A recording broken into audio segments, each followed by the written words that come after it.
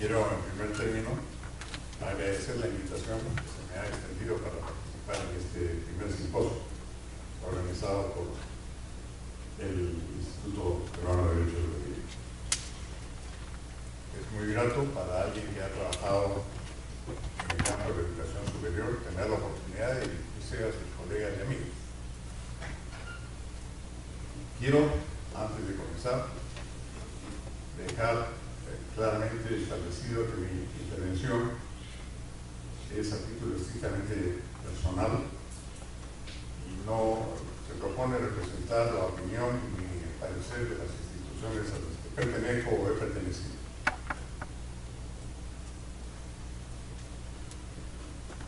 A fines del siglo XIX, Nicolás de Piola decía que nuestro país es un territorio de desconcertada gente. Y a pesar del tiempo transcurrido, esa afirmación conserva su penosa validez. Yo diría que, además de ser un territorio de desconcertada gentes, es un territorio de paradojas misteriosas. Y en la actualidad nos toca vivir una de esas trágicas paradojas. En tiempos recientes, nuestro país ha experimentado, sin duda alguna, grandes progresos. Ha progresado en el campo político. Hemos tenido una sucesión ordenada de 4 gobiernos legítimamente elegidos. Existe un pensamiento predominante moderno dentro de la variedad de los partidos políticos que están entre nosotros. Y hay un aprecio por un tema que a todos nosotros nos concierne mucho, que es el tema de la libertad. En el campo económico, sin duda nuestro país también ha experimentado un crecimiento comparativamente superior a otros países de América Latina. Y ese crecimiento además ha sido sostenido a pesar de las marchas, contramarchas, idas y venidas de la coyuntura internacional y de los fenómenos internos. Si comparamos nuestra situación actual con la que existía hace 20 años, no cabe ninguna duda de que se ha experimentado una reducción efectiva de la pobreza extrema y también de la pobreza crítica. Se ha progresado en muchos sectores gracias, entre otras cosas, a que la gente ha cobrado aprecio a las virtudes de la inversión privada, de la iniciativa privada. Y se ha logrado mantener un modelo y un marco macroeconómico relativamente estable, que no se discute sino en forma muy episódica y por razones de pensamiento extremadamente diferentes. Pero esto que es tan positivo en el terreno político, en el terreno económico, no experimenta una réplica en el campo educativo, donde no solamente no apreciamos necesariamente un avance, sino que tememos que en los últimos años se haya podido experimentar un cierto retroceso. Y esa es una de las razones por las cuales la educación está reinando dentro de las paradojas misteriosas de nuestro país. Por un lado, la gente elogia las virtudes de la libertad económica, de la libre iniciativa, aprecia las virtudes del libre mercado, respeta, al menos en la teoría, la propiedad privada y elogia y requiere la inversión privada. De otra parte, hay que reconocer que el pensamiento común de los peruanos es de un gran aprecio por la educación.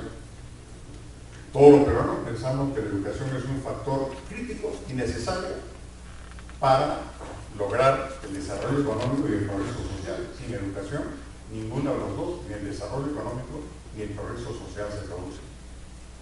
Pero sin embargo, y ahí la paradoja, no se establece el puente entre una economía libre, que es la que ha traído el progreso no solamente a nuestro país, sino a todos los países de nuestra región y del mundo, y el campo de la educación.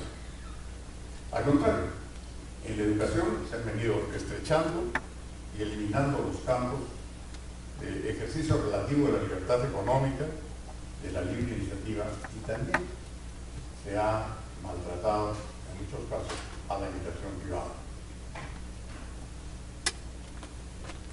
Aparte de ello, en el terreno conceptual, también desafortunadamente se han producido algunos hechos penosos de desconocimiento de ciertas instituciones constitucionales, como fue en el caso de la educación superior universitaria, el de la autonomía de las universidades, y además contó con la penosa legitimación por parte del Tribunal Constitucional.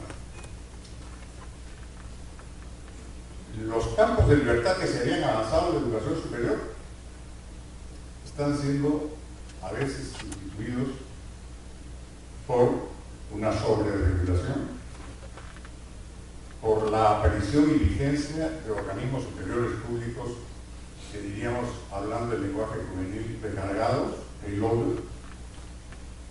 Se ha producido un avance en el intervencionismo estatal en una actividad económica capital como es la educación. De modo tal que la educación hoy constituye una especie de burbuja de excepción dentro de la economía y dentro de la sociedad peruana. No respeta las mismas reglas, no se proclaman los mismos principios y se consideran excepciones en perjuicio de la educación. Esta paradoja misteriosa que se da en el campo de la educación no es fruto del azar ni es de la fatalidad histórica.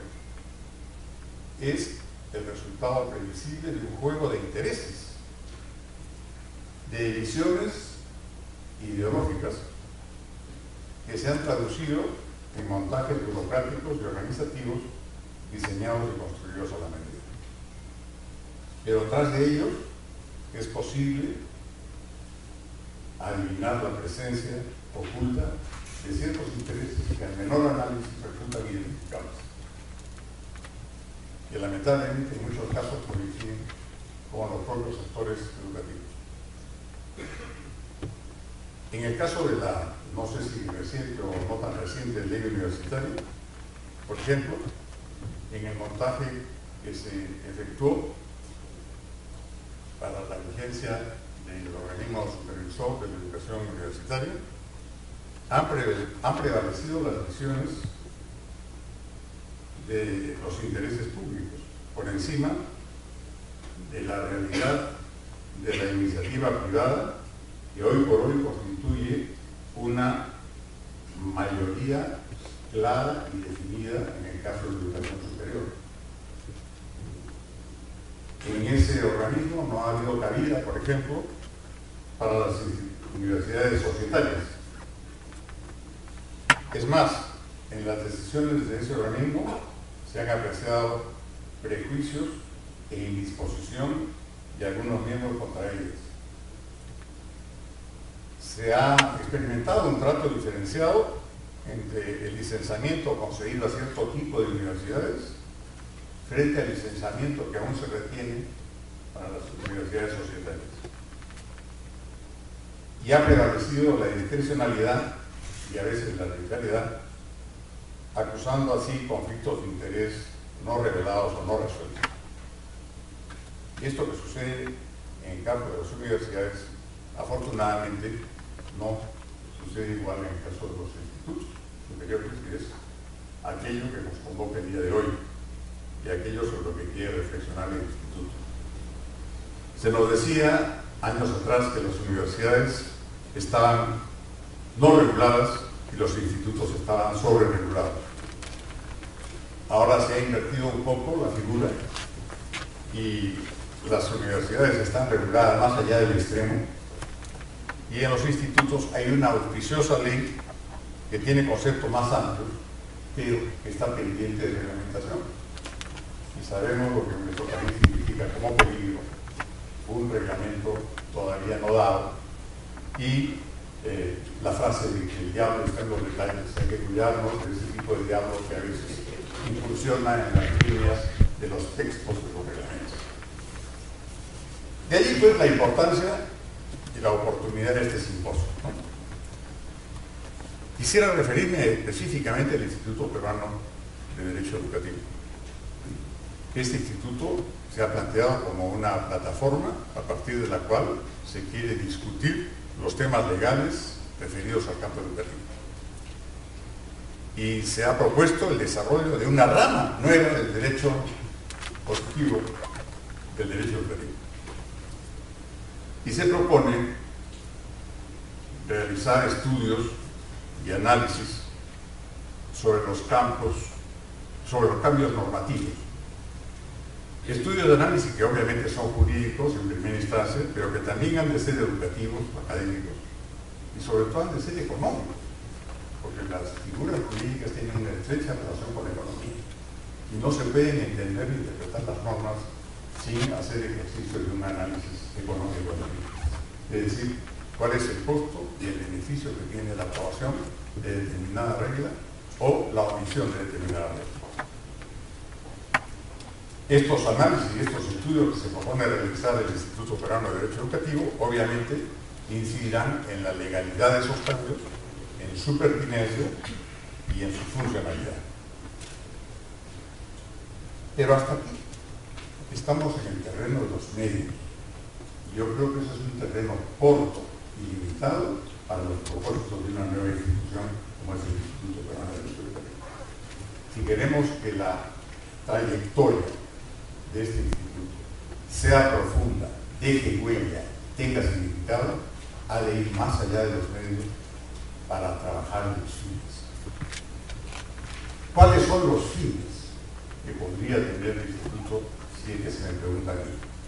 Yo diría que debería asumir el compromiso de reafirmar, explicar, defender, difundir, enriquecer y ensanchar un principio central y motor del quehacer educativo como es la libertad educativa.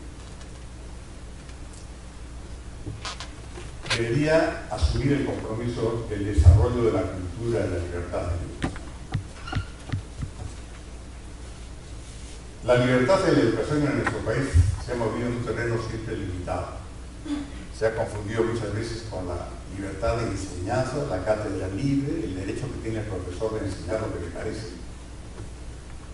la libertad en la formulación de contenidos y programas y la existencia de un cierto pluralismo más o menos moderado.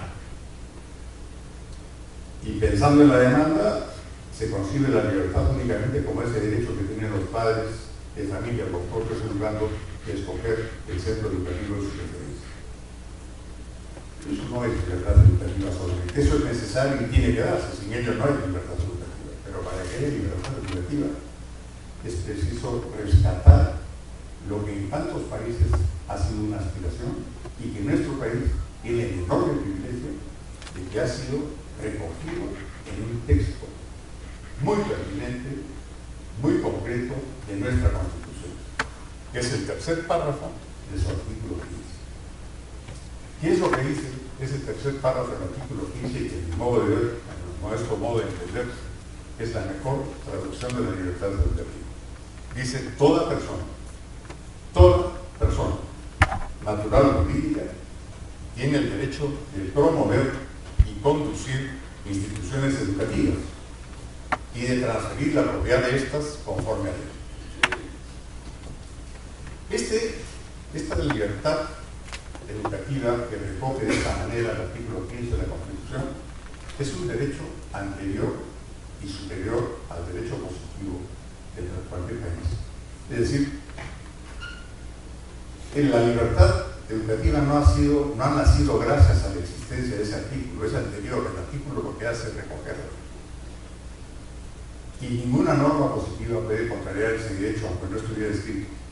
Permítanme referirme solamente a 4 de las notas que tiene ese artículo. Toda persona, no solamente Estado, no solamente determinadas instituciones privadas que revisten una cierta modalidad organizativa, sino toda persona, incluyendo, por cierto, las empresas y sociedades comerciales. Porque la demanda educativa es de tal naturaleza que cualquier esfuerzo que se haga siempre será insuficiente. Se dice instituciones educativas, no se dice colegios, institutos ni universidades, todas las instituciones educativas. Se establece una relación directa entre la iniciativa en la creación de la institución educativa y el derecho de conducir su operación. Finalmente, no por eso menos importante, se habla de la propiedad, transferir la propiedad de las mismas. La propiedad y la libertad son 2 caras de una misma moneda. La libertad sin propiedad es una declaración puramente retórica. Y la propiedad sin libertad no tiene ningún sentido. ¿De qué sirve tener propiedad si no existe la libertad? Por eso, muy modestamente, para terminar esta breve bienvenida, nuevamente me permito formularme una pregunta a mí mismo para dejarles como material de reflexión. ¿Cómo podría cumplir un Instituto Peruano de Derecho Educativo mejor su tarea de comprometerse no solamente con los medios que garantizan la libertad educativa, sino con el fin de la libertad educativa en sí misma? Yo diría hasta 3 reflexiones. Primero, convirtiéndose en el abanderado de la cultura de la libertad, de la cultura de la libertad educativa. En segundo lugar, convirtiéndose en el abanderado de la defensa de la libertad educativa frente a las acechanzas y peligros que siempre están alrededor de la misma. Sobre la base de ese principio constitucional del artículo 15, y teniendo en cuenta que de acuerdo con nuestra propia Constitución existe una igualdad e identidad de los derechos de todas las personas en nuestro país. La Constitución dice que no se pueden dar normas diferenciándolas por la condición de las personas, sino solamente porque así lo recomienda la naturaleza de las cosas.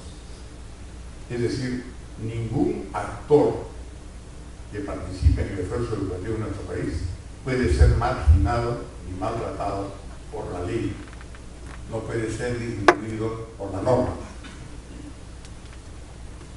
Esto significa que las universidades e institutos privados no tienen por qué tener una posición secundaria frente a los institutos y universidades públicas.